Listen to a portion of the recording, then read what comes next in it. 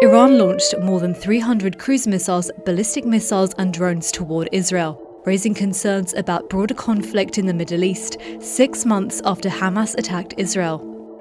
Israeli, American and other allied forces intercepted dozens of drones and the majority of missiles before they reached Israeli territory, officials said.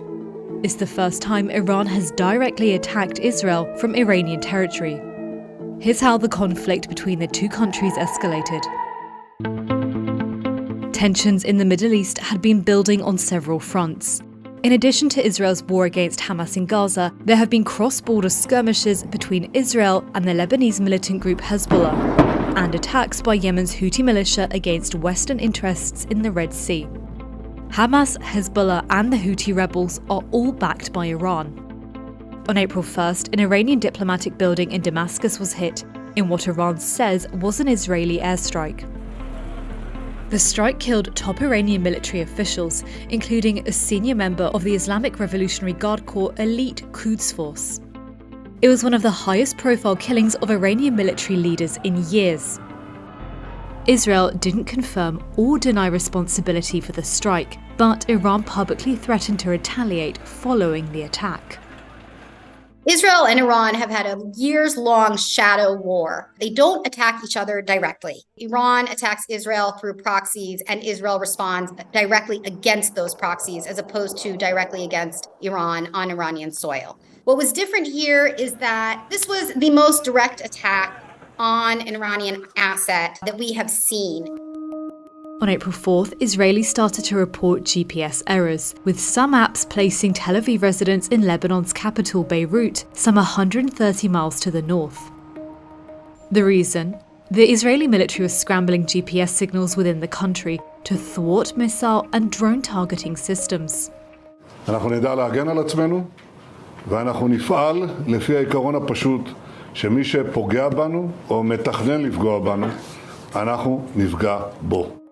On April 10th, Iran's supreme leader said that the strikes in Syria constituted an attack on Iranian soil. رژیم خبیث اشتباه کرد. در این قضیه باید تنبیه بشود و تنبیه خواهد شد. The same day, President Joe Biden reaffirmed US support for Israel. As I told Prime Minister Netanyahu, our commitment to Israel's security against these threats from Iran and its proxies is ironclad. Let me say it again, ironclad. We're going to do all we can to protect Israel's security. On the 10th, it also emerged that US intelligence reports showed that an attack could be imminent, according to US officials. The tension came to a head on April 13th, when Iran began sending drones and missiles toward Israel. Air raid sirens blared across Israel and explosions were heard over Jerusalem as Israel's Iron Dome air defense system kicked in. Biden met with his national security team and issued a statement condemning the attacks and said the US helped Israel take down nearly all of the incoming drones and missiles. By early morning of April 14th, Israel lifted sheltering orders, a sign that it believes the brunt of the attack is over. Once you get into that direct back and forth, things can escalate incredibly quickly. The United States has said publicly that they intend to defend Israel. And so right there off the bat, you're seeing how these things could spiral incredibly quickly. There's quite a bit of frayed nerves and really just a question mark over what is going to happen and where is this region going.